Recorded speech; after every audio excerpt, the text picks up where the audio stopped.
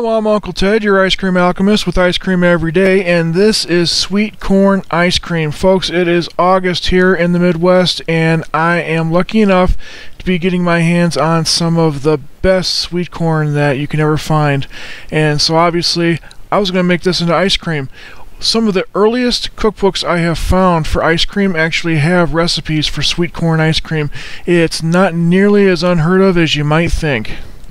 So let's go ahead and get started. Now, I have 4 relatively small ears of corn. If you have medium ears of corn, you're going to want to use just 2. And these are actually pretty good looking ears of corn, but what we're going to do is we're going to go ahead and cut off, after we've husked them and shucked them, we're going to go ahead and cut off the kernels of corn, and then we're going to keep all that in a bowl. Be careful, make sure you don't cut yourself. There's a lot of different ways of doing this. Some people like to use a cutting board, some people like to just use a long knife. Honestly, whatever works for you, just go ahead and go with that route. Once you've got those ears of corn cut off and everything, go ahead and cut up the cobs. Those cobs have got a lot of flavor, and so we're going to want to get as much flavor out of these ears of corn as we possibly can. So go ahead and cut these cobs up into about 3 or 4 pieces each. For dairy, what we're going to use initially is 2 cups of half and half and 2 cups of whole milk. We're going to put that in our saucepan, and then we're going to add our corn and our corn cob pieces, and we're going to go ahead and simmer this for 90 minutes. Keep it very low and slow. We don't want to boil this. We just want to get it hot and let it simmer so that everything can slowly cook in the dairy. The reason that I was using half and half is because that was what I had on hand. You could certainly get away with using 4 cups of whole milk. Just remember that you're going to need to add more heavy cream at the end so that you can get the butterfat levels up to standard. Now, once I had these simmering for about 90 minutes, I went ahead and removed the corn cob pieces. I kept them in a bowl, set them aside to cool off, because we're going to be doing something with those here later on, and I need them cool enough to handle. And then after that, we can start taking out the corn and getting ready to puree that.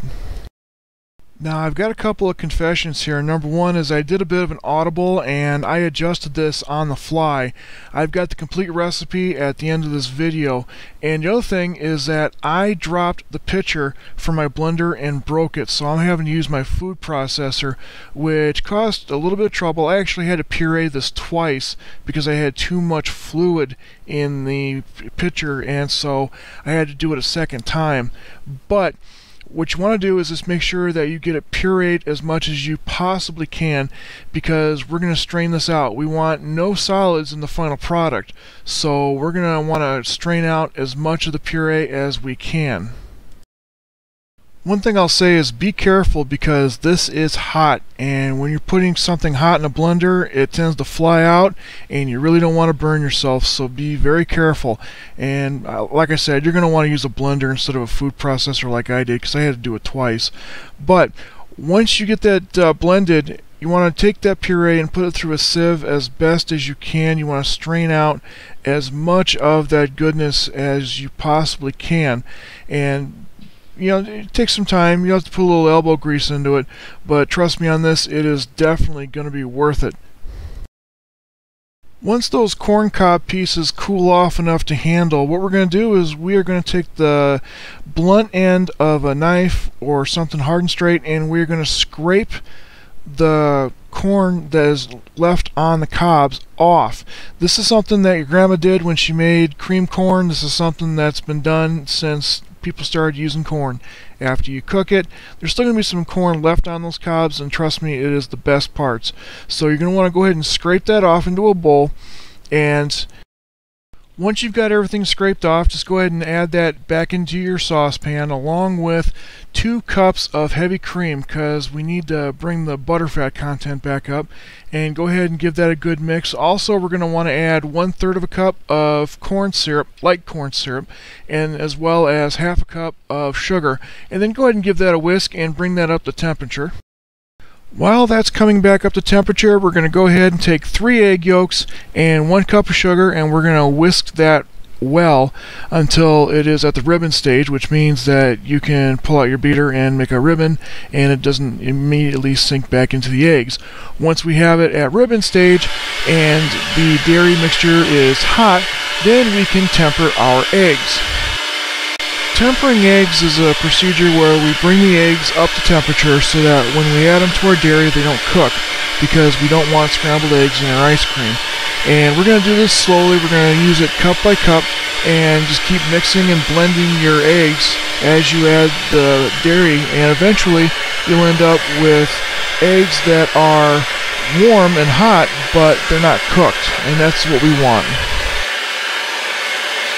Once the eggs are tempered, then we're going to want to go ahead and put them back in our sauce pot, and then we're going to want to put that sauce pot back on the stove and bring it up to 165 degrees so we can kill off all the cooties, and we're going to need it at 165 degrees for at least 60 seconds. And I really want to take this opportunity to thank everybody who's been sharing the links and been telling their friends. I really appreciate the support that you guys have given me.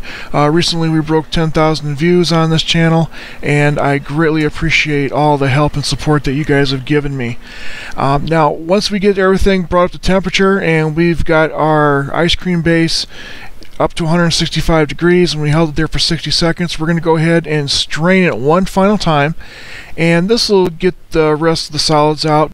Once again, it'll take a little bit of elbow work to get all the goodies out of what we've strained out, but it's totally worth it because the flavor is magnificent in this ice cream. All you gotta do now is put it in the refrigerator, give it about 12 hours to set, and relax a little bit so the proteins can do what they need to do.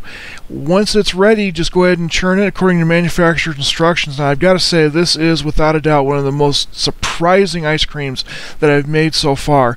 The flavor was just incredible, and honestly folks, this is something that you really need to try. If you're in an area where you're getting good fresh sweet corn, then you need to try this ice cream. It is just a stunner. But I do want to thank you for watching here today, and remember folks, if you're not eating ice cream for breakfast, then what's the point of being an adult? Don't forget to click subscribe, and please share the links. Thank you very much.